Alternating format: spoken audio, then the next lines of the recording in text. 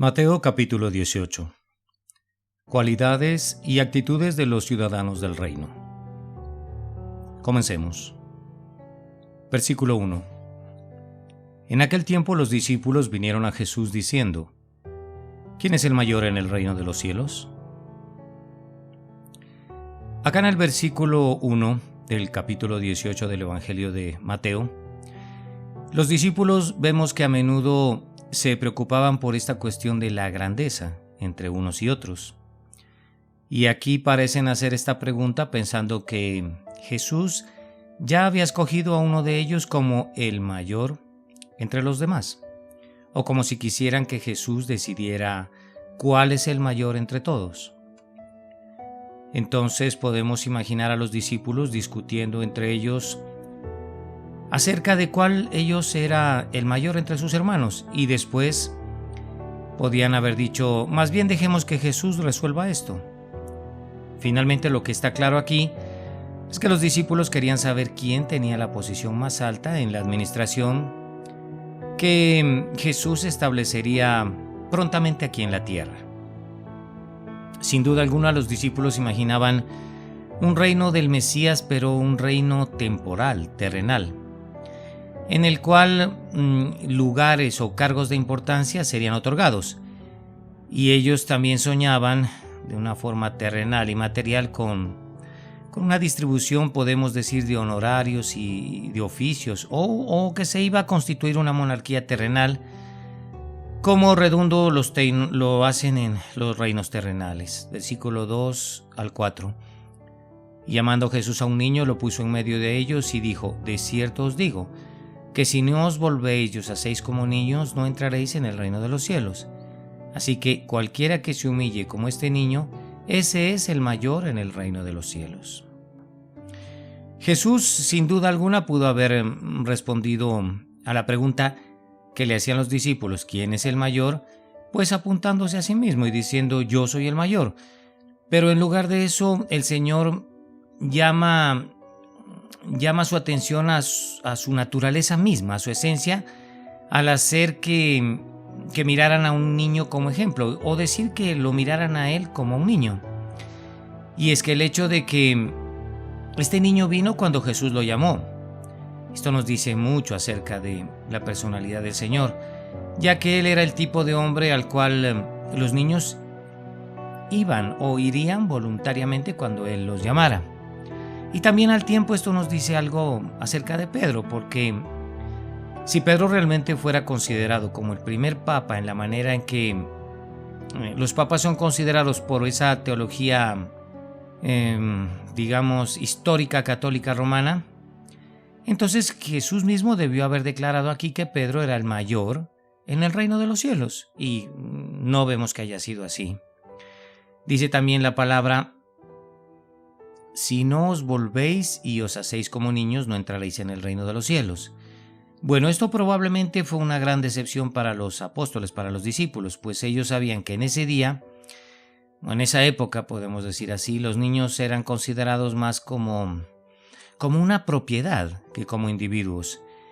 Y se entendía además que los niños podían ser vistos y escuchados, pero no pasaba de allí. Jesús dijo que tenemos que tomar este tipo de los niños, me refiero, este tipo de lugar humilde para entrar en el reino, y que no tenemos que pensar que hay que ser el mayor en la tierra pues para entrar al reino. Acerca de los niños, sabemos que los niños no son buenos para engañar, pues generalmente fallan en engañar a sus padres, lo que nos indica que cuando somos buenos para esconder nuestra identidad y engañar a los demás, pues no vamos a ser como los niños, y al tiempo no vamos a ser como Jesús.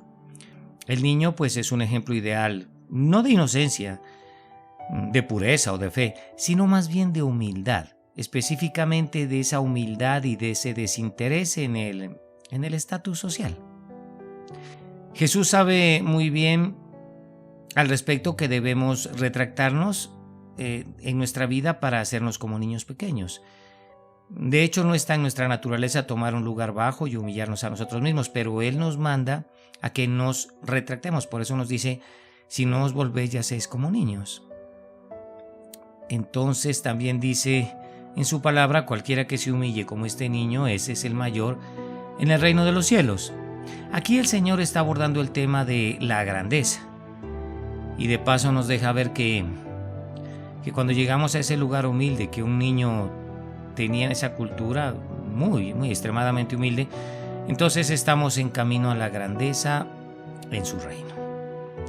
Recordemos también que siempre los niños no van a intentar ser humildes, pero lo son por naturaleza. Y esto ocurre igualmente con personas que están llenas de gracia. ¿A qué me refiero? Que no intentan ser humildes, pero que lo son. Entonces también podríamos aclarar o citar esta situación de que muchas personas imitan la humildad, y esto de verdad es repugnante a los ojos de Dios.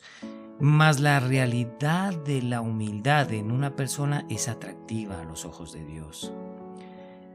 Y también sabemos que si algún hombre fue el mayor en el reino, pues a la pregunta que hacían los discípulos, este fue Jesucristo. Pero esto nos da a entender que Jesús mismo se humilló como un niño y fue humilde como un niño, aunque él, de hecho, era el mayor en el reino. El Señor no se preocupaba por su propio estatus, él no tenía que ser el centro de atención. Y él como un niño no podía engañar y no tenía una presencia o no reflejaba una presencia intimidante, lo que les ocurre también a los niños. Podemos concluir que la personalidad del Señor era la de un niño inocente y humilde. Versículos 5 al 6. Y cualquiera que reciba en mi nombre a un niño como este, a mí me recibe, y cualquiera que haga tropezar a alguno de estos pequeños que creen en mí, mejor le fuera que se le colgase al cuello una piedra de molino de asno y que se le hundiese en lo profundo del mar. Bueno, dice en inicios: cualquiera que reciba en mi nombre a un niño como este, a mí me recibe. Ya que la naturaleza de Jesús es como la de uno de estos niños, entonces la manera como tratemos a aquellos que son humildes como niños va a mostrar lo que pensamos de Jesús, o sea, de su naturaleza. Repito, así también es como nosotros tratamos a Jesús, en otras palabras. Y acerca de los humildes del día de hoy y de toda la historia pasada, los humildes en Cristo, pues sabemos que no son bienvenidos porque el mundo, pues él admira es a los grandes, el sistema admira a los sabios, el cosmos de este mundo honra a los poderosos y no a los que son de Jesús. Ellos le pertenecen a Cristo, le pertenecen a Jesús, le pertenecemos al Señor. Por eso no tratamos de ser humildes, mas sin embargo lo somos. Bueno, el hecho esencial en la transformación que Cristo obra en cada persona es que Él, en conclusión, transforma a los grandes en niños pequeños. Bien sabemos que es fácil despreciar a este tipo de personas porque son humildes, porque a los ojos del mundo somos perdedores. Y es que la persona que nunca logrará algo en nuestro mundo competitivo, agresivo y mordaz, va a ser despreciado. Pero recordemos que cuando despreciamos a los humildes, también estamos despreciando a Jesús. Dice: cualquiera que haga tropezar a alguno de estos pequeños que creen en mí. Jesús se está tomando muy en serio cuando uno de sus pequeños aquí es guiado al pecado. Pues pequeños no solamente significan niños, sino que se refiere a aquellos que se humillan a sí mismos como niños en la manera en que Jesús lo está describiendo aquí. También debemos tener claro que pecar es una cosa malvada, pero es mucho más malvado guiar a otros al pecado. Sí, está claro, guiar a uno de esos pequeños de Jesús al pecado va a ser mucho peor. ¿Por qué? Bueno, la respuesta es porque así se está dando comienzo a alguien a entrar a un patrón o modelo de pecado, o sea, se lo inicia a alguien en un pecado y este pecado va a corromper la inocencia que tenía esta persona. Me refiero a la que fue desviada, a la que se comportaba como Jesús. También dice: mejor le fuera que se le colgase al cuello una piedra de molino de asno y que se le hundiese en lo profundo del mar. Esto aquí simplemente describe un castigo muy severo, pues sería mejor para el ofensor que se le ate una piedra de molino al cuello y no que reciba el castigo de la misma mano de Dios, o sea, que se lo una en lo profundo del mar con esta piedra de molino atada a su cuello, que recibir el castigo directamente de Dios. Pues la piedra y cualquiera que fuese atado a esta piedra sabemos que se iba a hundir por seguro y que nunca saldría del fondo del mar, se ahogaría. Y esta no es una piedra de molino pequeño, o sea, de esas de uso doméstico para la mano, sino que esta era una piedra de un molino bastante grande. Esas piedras que eran jaladas por los asnos para moler el grano. Y aquí lo que hay también que aclarar es que esa imagen misma de ahogamiento era terrorífica para los judíos, ya que el ahogamiento era un castigo romano, pero este nunca fue un castigo judío. Versículo 7. Ay del mundo por los tropiezos, porque es necesario que vengan tropiezos, pero ay de aquel hombre por quien viene el tropiezo. El primer ay, en este caso, cuando dice ay del mundo por los tropiezos, es un grito o un ay de compasión por este mundo que está lleno de tropiezos y lleno de peligro por los tropiezos. Y el segundo ay, donde dice de aquel hombre por quien viene el tropiezo, esta es una advertencia a aquel que trae o introduce la maldad en otras personas. Está diciendo que se compadece por este mundo lleno de peligros, pero que pues los va a dejar sufrir a las personas que quieran seguir sus propios caminos. Esto es por la sabiduría infinita del Señor y por su providencia. Y cuando dice ay de aquel hombre por quien viene el tropiezo, pues sabemos bien que vivimos en un mundo caído y que es inevitable que venga el pecado. Con esto también va a venir el dolor y el tropiezo.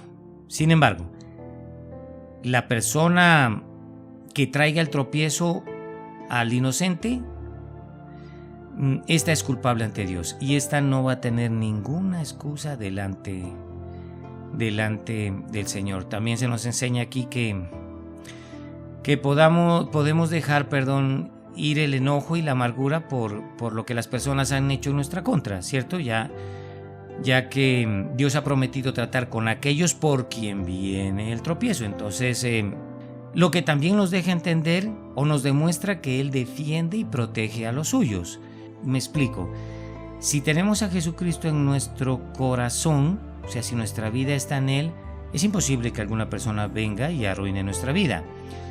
Pero aquellos que aún no son bautizados en el Espíritu de Dios, a ellos sí pueden venir otros y ser tropezadero. Entonces hablo de estos, de los que traen tropiezo a nuestra vida. Con estos Dios tratará. Seamos bautizados en el Espíritu o no, tratará con ellos. Pero lo cierto es que a nosotros no nos va a abandonar, ni en este tiempo ni en la eternidad. Versículo 8 y 9. Por tanto, si tu mano o tu pie te es ocasión de caer, córtalo y échalo de ti. Pues mejor te es entrar en la vida cojo o manco que teniendo 2 manos o 2 pies ser echado en el fuego eterno. Y si tu ojo te es ocasión de caer, sácalo y échalo de ti, pues mejor te es entrar con un solo ojo en la vida que teniendo 2 ojos ser echado en el infierno de fuego. Algunas personas hemos visto en el día de hoy que solamente se mantienen alejados del pecado cuando esto les resulta fácil o más bien les conviene. Pero Jesús aquí nos advierte que debemos estar dispuestos a sacrificar nuestras vidas en esa lucha contra el pecado en todo momento, no solamente cuando nos es fácil o nos conviene, sino que tenemos que estar dispuestos en todo momento y en todo lugar a hacerlo, y que nada puede ser peor que enfrentar la ira de Dios en su justicia. Es mejor realmente, amados, sacrificar nuestras vidas en esa batalla contra el pecado ahora que enfrentar el castigo de la eternidad después. También dice acá, si tu ojo te es ocasión de caer, sácalo y échalo de ti. Aquí encontramos que hay serios problemas cuando estas palabras o esta línea se toma como una instrucción literal para nuestras vidas. O sea, hablo de si nuestros ojos son ocasión de caer, pues sacarlos y echarlos de nosotros. No, lo que aquí Y lo que aquí más bien se nos transmite es una actitud personal, pero de carácter. Pues el problema no es solo por el daño físico, que es obvio que uno podría hacerse sacándose un ojo y echándolo de uno, sino más bien el problema se presenta porque esa mutilación corporal no va a llegar lo suficientemente lejos como para controlar el pecado.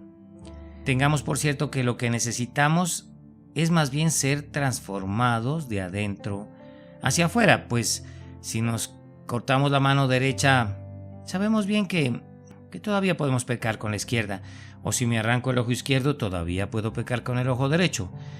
Y si todos estos miembros me fueran quitados, recordemos que todavía podemos pecar con nuestro corazón y con nuestra mente. Esto que nos deje ver que es inaudito amputarnos algún miembro del cuerpo para dejar de pecar. Versículo 10. Mirad que no menosprecéis a uno de estos pequeños, porque os digo que sus ángeles en los cielos ven siempre el rostro de mi Padre que está en los cielos. Dice, no menosprecéis a uno de estos humildes. Esto es porque recordemos que la mente y los ojos de Dios siempre están sobre sus pequeños. Pues recordemos que Dios siempre va a proteger a los humildes, a sus pequeños. Porque os digo que sus ángeles en los cielos ven siempre el rostro de mi Padre que está en los cielos, dice la lectura. Esto a menudo es tomado como una referencia a los ángeles guardianes que nos protegen, y ciertamente tenemos ángeles, muchos ángeles velando por nosotros y ministrándonos. Por lo tanto, no habría necesidad de limitar esto a un solo ángel de la guarda en específico. Son muchos ángeles, y aquí lo dice, que los que ven el rostro de mi Padre, dice el Señor, que está en los cielos. O sea, los ángeles que están a nuestro alrededor. ¿Alrededor de quién? De los que somos humildes como niños delante de Dios. Versículo 11 al 14. Porque el Hijo del Hombre ha venido para salvar lo que se había perdido. ¿Qué os parece? Si un hombre tiene 100 ovejas y se descarría una de ellas, ¿no deja las 99 y va por los montes a buscar la que se había descarriado? Y si acontece que la encuentra, de cierto os digo que se regocija más por aquella que por las 99 que no se descarriaron. Así, no es la voluntad de vuestro Padre que está en los cielos que se pierda uno de estos pequeños. Esta historia que acabamos de leer demuestra el valor que Dios pone en todas las personas, pero en cada una de forma individual. Pues aquí el mismo Señor nos exhorta a reflejar el mismo cuidado por un individuo descarriado que por uno que no lo está, porque se supone que pues uno está descarriado y las 99 a los que se refiere en la historia no, pero debemos poner el mismo cuidado por ese individuo que por los demás.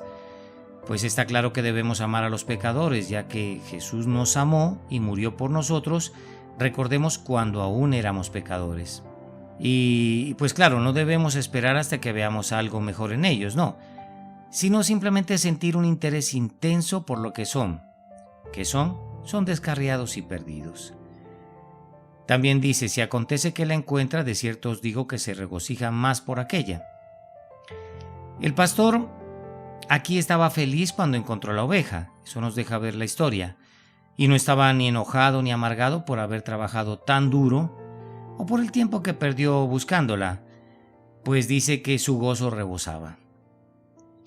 También leemos, así no es la voluntad de vuestro Padre que está en los cielos que se pierda uno de estos pequeños. Algunas personas toman esto como una garantía de que antes de una edad de responsabilidad, aproximadamente los 12 años, los niños son indefectiblemente salvos. Pero de esto podemos decir que solamente hay garantía, y es absolutamente cierto, de los niños creyentes. Para comprobar esto podemos ir a 1 Corintios capítulo 7 y versículo 14. Pues no lo vamos a leer ahora, pero ustedes pueden hacerlo en casa. Bien, entonces solamente hay garantía para los niños creyentes de que se salven. Para el resto de los infantes debemos confiar en la misericordia de Dios y saber que el juez de la tierra hará lo correcto, como dice en Génesis capítulo 18 y versículo 25. Versículo 15. Por tanto, si tu hermano peca contra ti, ve y repréndele estando tú y él solos. Si te oyere, has ganado a tu hermano. Es esencial que vayamos primero con el hermano que nos ha ofendido y no a quejarnos y chismear con otros hermanos acerca de este caso. Y esto recordemos que siempre lo hacemos, o especialmente lo hacemos bajo el disfraz de estar compartiendo petición de oración o buscando consejo con los otros hermanos, y lo que estamos es chismeando de alguna ofensa que nos han hecho. En vez de hacer esto, lo que hay que hacer es hablar con la persona que nos ofendió, pero hablar directamente. También la Biblia hace referencia a que debemos ayudarnos unos a otros y tener paciencia hacia los demás. También podemos decir que Jesús, según este pasaje, nos da dos opciones cuando dice tu hermano peca contra ti. Podemos ir directamente con él y confrontarlo. O podemos dejar el asunto bajo la paciencia cristiana que nos da el Señor, soportándonos unos a otros. Esas son las dos opciones. Otras opciones, como son aferrarse a la amargura, tomar represalias, chismear a otros sobre este problema, no, todo esto no se permite. O bien confrontamos al hermano o dejamos el asunto bajo la paciencia cristiana que el Señor nos ha dado. Pero lo importante es que en este caso no debemos permitir que el pecado nos amargue la vida, o sea, al mantener un silencio malhumorado, ni tampoco podemos ir a publicar el asunto a voz en cuello. Más bien lo que debemos hacer es buscar al ofensor y decirle, comunicarle de su falta como si él no estuviera al tanto de ello, porque generalmente no están al tanto de la falta que han cometido, están tan desviados y tan confundidos que ni siquiera se han dado cuenta que han cometido una falta. Leemos, si te oyere has ganado a tu hermano. Sí, es verdad, pero lo hemos ganado de dos maneras. Primero, porque el problema se ha aclarado. Y en este caso, tal vez nos dimos cuenta de que el hermano también estaba correcto en algunos puntos y él también se dio cuenta que nosotros acertábamos en otros puntos, pero el problema ha sido resuelto. Y lo hemos ganado en segundo lugar porque no le hemos hecho mal a nuestro hermano al ir a otros, repito, con chismes y hacerles ver solo la mitad del lado de esta disputa. Es importante destacar que en este caso Jesús no dice que tu hermano debe estar de acuerdo contigo y arrepentirse inmediatamente ante nosotros. Lo único que dice que si al principio nos oyere es suficiente. Él dice, será suficiente si te oyere. Versículos 16 al 18. Mas si no te oyere, toma aún contigo a uno o dos, para que en boca de 2 o 3 testigos conste toda palabra. Si no los oyere a ellos, dilo a la iglesia, y si no lo oyere a la iglesia, tenle por gentil y publicano. De cierto os digo que todo lo que atéis en la tierra será atado en el cielo, y todo lo que desatéis en la tierra será desatado en el cielo. Mas si no te oyere, toma aún contigo a uno o dos. Inicia la lectura. Bueno, el círculo de personas en la situación solo se ampliaría a medida que la persona que se ofendió pues se rehúse a escuchar. Así podemos ampliar este círculo de personas en esta situación. Entonces aquí lo que nos dice el Señor es que se les debe negar el compañerismo al tenerles por gentiles y publicanos. Les negamos el compañerismo en la congregación. Bueno, esto es lo que manda la palabra. Este sentido de ser rechazado en esta participación en el cuerpo de Cristo al que nos estamos refiriendo, ese también a lo que se refería Pablo cuando dijo que el tal sea entregado a Satanás. 1 Corintios capítulo 5, y si quieren ir allí más exactamente, versículos 1 al 8. Dice Pablo que el tal sea entregado a Satanás. Y aquí sería bueno recalcar que hay un sentido en el que la persona que no se arrepiente es castigada al ser colocada, entiéndase, fuera de la bendición y de la protección del compañerismo, porque el compañerismo en la congregación, en ese amor fraternal, trae mucha bendición y protección, y aquí estos son despojados de eso por su necedad. Versículo 19 al 20. Otra vez os digo que si 2 de vosotros se pusieren de acuerdo en la tierra acerca de cualquier cosa que pidieren, les será hecho por mi Padre que está en los cielos. Porque donde están 2 o 3 congregados en mi nombre, allí estoy yo en medio de ellos. Si 2 de vosotros se pusieren de acuerdo aquí en la tierra, perfecto. Hay un poder verdadero al estar de acuerdo en oración con 2 o 3 en la presencia de Jesús. Eso quisiera denotar. a partir de esta línea que dice: si dos de vosotros se pusieren de acuerdo en la tierra, que hay un poder verdadero cuando nos ponemos de acuerdo dos o tres.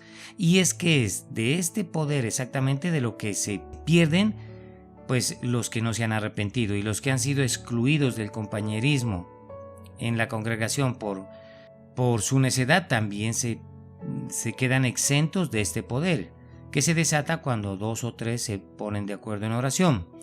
También dice: donde están dos o tres congregados. Jesús aquí indica que las reuniones de su pueblo, y hablo de reuniones llenas de poder y autoridad, esas reuniones que están conectadas al cielo, estas no necesitan ser grandes reuniones repletas de acudientes. Simplemente pueden ser reuniones de dos o tres de los seguidores de Jesús al tiempo. No tienen por qué ser de más personas, pues Jesús está tan presente en la congregación pequeña como en la gran reunión. Él nunca va a ser esclavo de los números ni de las cantidades. Y esto nos demuestra que para el Señor grandes números no son esenciales. Tampoco que el lugar en particular donde se congregan sea esencial. No, esto no es esencial, el lugar donde se congregan. No es esencial para Él la hora en particular donde nos vamos a congregar. Y todo esto nos indica que una forma o las formas particulares de desarrollo de una reunión, pues no son esenciales para Él. Dice: congregados en mi nombre. Esto significa que congregándonos en su nombre somos conocidos por Él y por su nombre. Si somos conocidos por Él y por su nombre, quiere decir que nos congregamos en su nombre. También que Él es nuestro punto de reunión, pues nos congregamos alrededor de Jesús. También nos indica que nos congregamos de acuerdo con el carácter y la naturaleza de Jesús. Y que esto de congregados en su nombre significa finalmente congregarse de una manera que Jesús verdaderamente aprueba. Allí estoy yo en medio de ellos, leemos. Esto también significa que Jesús, Él no está en un púlpito como los pastores o los curas católicos al frente de la congregación. Él está en medio de ellos. Más bien significa que Él, para estar cerca de todos nosotros, se coloca en medio de nosotros. Significa que Él debe ser proclamado y revelado a todos a través de su presencia. Y también, pues, de la percepción de esta misma presencia, pero por parte del pueblo que se congrega. Él está en la mitad de su pueblo, pero se necesita percepción de esta presencia por parte de su pueblo. Podemos decir que nadie, sino Dios, podría decir estas palabras tan hermosas: allí estoy yo en medio de ellos. Él puede decirlas con verdad porque solamente Dios puede estar presente en todas partes. Y estas palabras definitivamente se refieren a su omnipresencia. Obsérvese también que Jesús no está en medio de ellos, como dice, para expiar sus pecados, o sea, para expiar nuestros pecados. Él está en medio de nosotros no para hacer notar las imperfecciones en la adoración, nuestras imperfecciones. No, Él está es para iluminarlos, fortalecernos, para también consolarnos y definitivamente o finalmente para salvarnos. Versículos 21 y 22. Entonces se le acercó Pedro y le dijo: Señor, ¿cuántas veces perdonaré a mi hermano que peque contra mí? ¿Hasta 7? Jesús le dice: no te digo hasta 7, sino aún hasta 70 veces 7. Pedro aquí, a la luz de lo que acababa de decir Jesús acerca de esa unidad fraternal y del acuerdo fraternal al que se había referido el Señor, pues Pedro esperaba aquí sonar extremadamente amoroso, un poco exagerado, al sugerir que debemos perdonar a un hermano que se ha arrepentido hasta 7 veces, cuando solo eran 3 veces el límite aceptado y enseñado por muchos rabinos judíos en esos tiempos. Entonces Pedro se exagera un poco para hacerse sentir como amoroso y que había entendido la explicación de Jesús acerca del acuerdo y de la unidad fraternal de su pueblo. Entonces concluimos que los rabinos discutieron esta pregunta y recomendaron no más de 3 veces, como lo habíamos dicho. Entonces las 7 veces de Pedro de perdonar son por lo tanto de más generosas, pero definitivamente la respuesta de Jesús elimina todos los límites de 3 o de 7 y todas las calculaciones en este caso. Pues este término ilimitado es seguramente este término, o más bien esta idea, es la que está detrás de esa frase hasta 70 veces 7, ya que pues sería extraño y ridículo si Jesús esperara que contáramos las ofensas hechas contra nosotros hasta 490 veces y en la ofensa número 491 pues se nos negara el perdón. Esto esto no es así. Aquí el término es ilimitado, ilimitadas veces el perdonar. Versículo 23 y 24. Por lo cual el reino de los cielos es semejante a un rey que quiso hacer cuentas con sus siervos, y comenzando a hacer cuentas le fue presentado uno que le debía 10,000 talentos. El rey en esta parábola miramos que esperaba que sus siervos fueran fieles y honorables. Me refiero a la manera en la que conducían los negocios del rey. Por lo tanto, este rey un día examina su trabajo y comienza a hacer cuentas con ellos. Y esto hace alusión especialmente a la forma en que nuestro Señor administra al pueblo que ha ganado con su sangre aquí en la tierra. Quiero decir que Él nos estará haciendo cuentas frecuentemente porque espera que seamos pues siervos fieles y honorables delante de Él. También dice uno que le debía 10,000 talentos. Aquí los comentaristas bíblicos o los exégetas listan esta cantidad de 10,000 talentos, la listan de una forma moderna o la calculan como de hasta $1,000,000 actuales, así que esta figura representa pues claramente que para el deudor era una cantidad, si no imposible, o sea, muy difícil de pagar. Versículo 25 al 27. A este, como no pudo pagar, ordenó su señor venderle y a su mujer e hijos, y todo lo que tenía para que se le pagase la deuda. Entonces aquel siervo postrado le suplicaba, diciendo: Señor, ten paciencia conmigo y yo te lo pagaré todo. El señor de aquel siervo, movido a misericordia, le soltó y le perdonó la deuda. Por supuesto, el hombre aquí vemos que no pudo pagar. Por lo tanto, su señor manda a que se vendiera al deudor, a su familia y todo lo que tenía. Pues claramente esto no satisfaría la deuda, ya que los esclavos en esa época, cuando muchos se vendían por un talento cada uno. Sin embargo, lo que se entiende aquí es que esto traería pues algo de justicia en la situación. Dice: Señor, ten paciencia conmigo y yo te lo pagaré todo. Esta promesa que hace el esclavo francamente no tenía sentido, pues está hablando como si todo lo que necesitara para pagar fuera la paciencia de su señor, y lo que pedía era que se le diera el tiempo suficiente para pagar esta deuda masiva, podemos decirlo. Entonces aquí también podemos concluir que los discípulos de Jesús pensarían pues que esto era ridículo y a la vez pues gracioso. Los discípulos a los cuales el Señor contaba esta historia. Y también yo creo que podrían pensar que este siervo deudor lo único que hacía era que pedía paciencia cuando de hecho lo que necesitaba era perdón.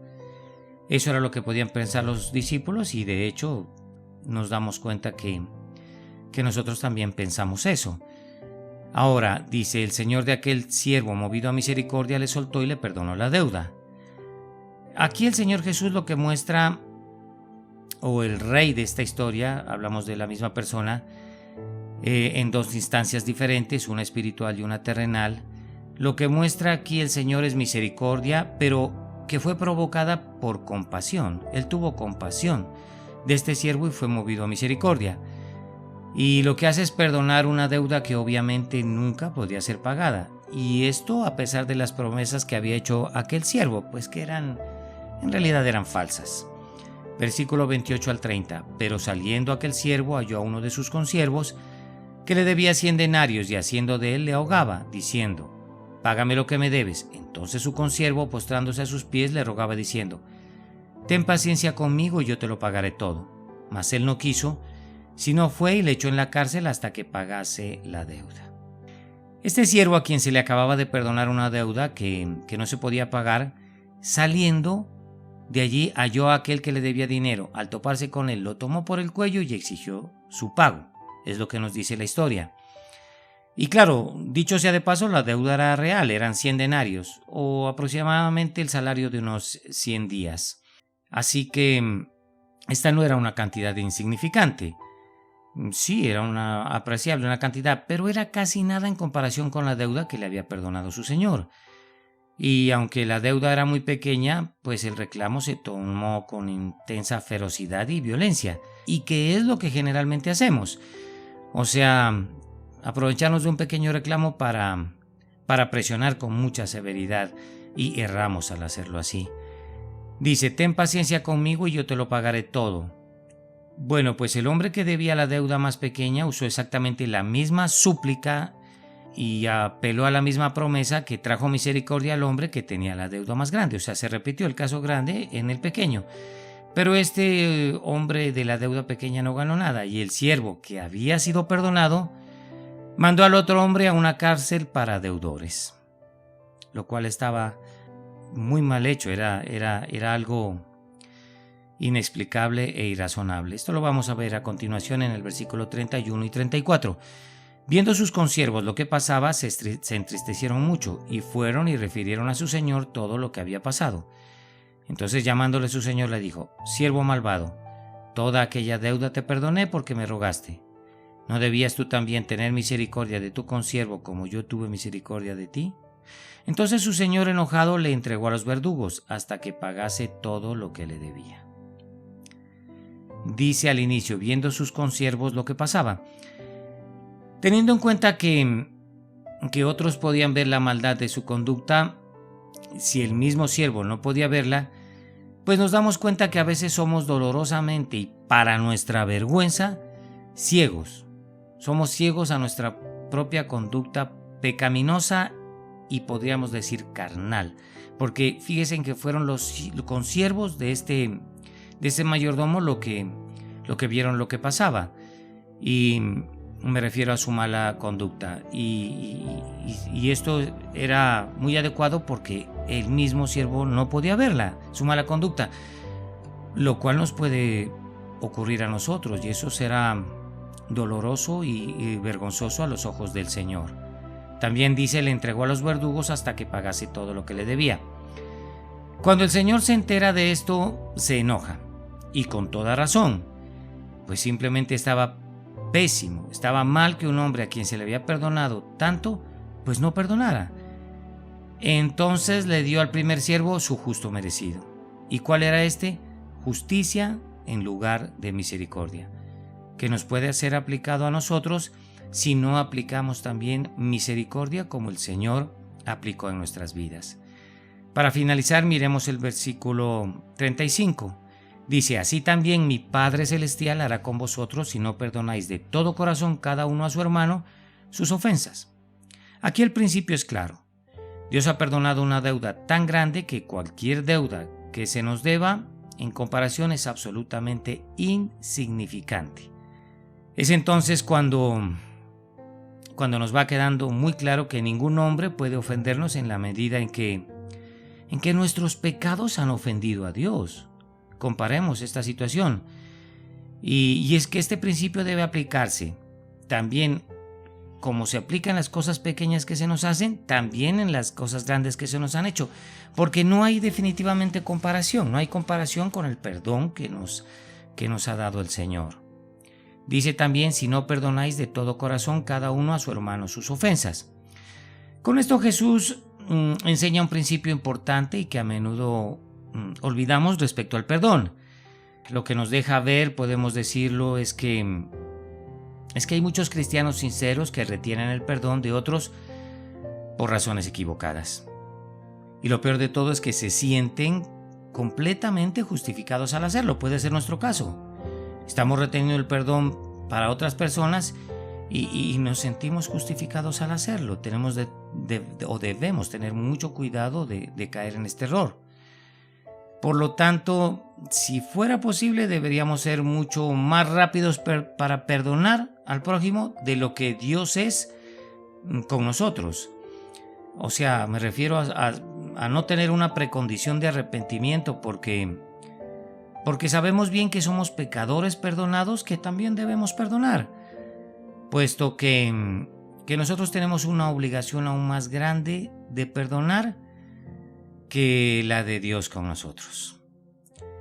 Como se nos ha perdonado mucho tengamos claro que no tenemos derecho a retener el perdón de los demás en absoluto, pues nosotros somos el deudor a quien se le ha perdonado una deuda casi infinita. Recordemos la frase que está en Lucas capítulo 6, versículo 36, que dice: «Sed pues misericordiosos como también vuestro Padre es misericordioso». También en el pasaje dice que debemos perdonar de todo corazón. Esto hace que el mandato aún sea más fuerte, pues si perdonamos solo de palabra pero no de todo corazón, permanecemos bajo la misma condenación. Así también mi Padre Celestial hará con vosotros. Aquí queda claramente explicado entonces que aquellos que no perdonan no deben ni pueden esperar ser perdonados, como el apóstol Santiago escribió después en su epístola, donde dice: «Juicio sin misericordia se hará con aquel que no hiciere misericordia». Esto está en Santiago capítulo 2 y versículo 13. Además, recordemos también que el castigo del hombre que no perdona en la parábola de Jesús dice que el Señor le entregó a los verdugos, y asimismo hay hoy en el mundo muchas almas pobres que son torturadas más por su propia falta de perdón hacia otras personas que por otras cosas. Y esto quiere decir aproximadamente aquí lo que leemos: el Señor le entregó a los verdugos. Es que esta tortura de las personas que reciben por su falta de perdón es como si los verdugos los estuvieran torturando en todo momento. Pues bien, acabando esta interpretación ya de Mateo capítulo 18, pasemos a orar. Señor Jesús, te queremos dar gracias, Señor, e invocar tu nombre en esta tarde, en este día, en esta noche, por tu bondad. Te invocamos, Señor, por tu perdón. Te invocamos, Señor, para que afirmes esa palabra en nuestro corazón, la que hemos acabado de escuchar, y que nos hayas hecho entender, Señor, y amar este mensaje, en el cual aprendimos que nadie es mayor en el reino de los cielos sino tú. Tú eres de verdad nuestro hermano mayor, porque tú te humillaste como un niño, y por eso eres el mayor en el reino de los cielos. Enséñanos, Señor, a ser como un verdadero niño, si no, no entraremos en el reino de los cielos. Enséñanos a ser mansos y humildes de corazón, Señor, a no ser un ejemplo de pureza, de fe, de inocencia, sino a ser ese ejemplo de humildad y de desinterés en esos estatus sociales como lo son los niños de este mundo. Damos nuestra palabra, Señor, que nos vamos a retractar para comportarnos ya no como adultos pecaminosos, sino como niños pequeños, para tratar de ser como tú, el mayor en el reino de los cielos, adquirir tu personalidad, Señor, adquirir tu carácter, porque nosotros sabemos que el que recibe a un niño, te recibe a ti, y cualquiera que hace tropezar a un niño tendrá una condenación terrible, Señor, terrible, porque tú eres el dueño y Señor de los pequeños. Si recibimos a un niño en tu nombre, te recibimos a ti, Señor. Por eso te damos honra, te damos gloria y te damos honor, porque nos has enseñado que somos los humildes los que vamos a recibir tu gracia y los que actuamos en tu nombre, no los grandes y los sabios y los poderosos. También sabemos que nos van a despreciar porque nos dirán perdedores, porque este es un mundo competitivo y agresivo. Sin embargo, Señor, cuando aprecian a un humilde, te aprecian a ti. Cuando apreciamos a un humilde, apreciamos a Jesús. Y cuando nos aprecian por nuestra humildad, amado y precioso Dios, nos están apreciando como a ti. Enséñanos, Señor, a ser como los niños que por su comportamiento demuestran inocencia, que por su comportamiento demuestran tu carácter, amado y precioso Dios. Que nunca hagamos tropezar a los tuyos, que jamás lo hagamos, que estemos dispuestos a sacar de nuestra vida todo lo que sea piedra de tropiezo, como si nuestro ojo fuera ocasión de pecar y lo sacáramos de nosotros. que lo que tenemos que sacar de nosotros, Señor, es el pecado, es esa concupiscencia de la carne, es esa vanagloria de la vida, es esa concupiscencia de los ojos. Eso es lo que tú nos llamas a sacar de nosotros. Señor, si somos humildes como niños, tus ángeles en los cielos siempre verán el rostro de tu Padre y al unísono verán nuestro rostro. Señor, enséñanos a estar rodeados de tus ángeles guardianes. Todo lo esperamos recibir de ti, porque estamos seguros que así como tú fuiste por la oveja que se descarrió y que dejaste a las otras 99 para irnos a buscar, Señor, así también estarás siempre a nuestro lado después de habernos rescatado de los acantilados, Señor, y que tú estás feliz, pues tu gozo rebosa por habernos salvado. Que conforme a tu palabra, Señor, hayamos aprendido que si un hermano peca contra nosotros, vayamos y le reprendamos en privado. Y si él nos oyere, hemos ganado a nuestro hermano. Que no convirtamos esto en chismes, Señor, que no difamemos de nuestro hermano, sino que lo ganemos con nuestras palabras. Enséñanos a ponernos de acuerdo con 2 o 3 en oración, Señor, y que hagamos temblar el cielo, que desatemos ese poder desde el cielo cuando nos congreguemos, porque tú estarás en medio de nosotros. Tú eres omnipresente, Señor, y allí vas a estar. Tú no necesitas cantidades de gente, sino 2 o 3 que nos pongamos de acuerdo delante de tu presencia. Y si estamos solos también, Señor, no estaremos solos en adoración y en oración, porque tú estarás con nosotros. Y ya somos 2, Señor, congregados en tu santo y precioso nombre.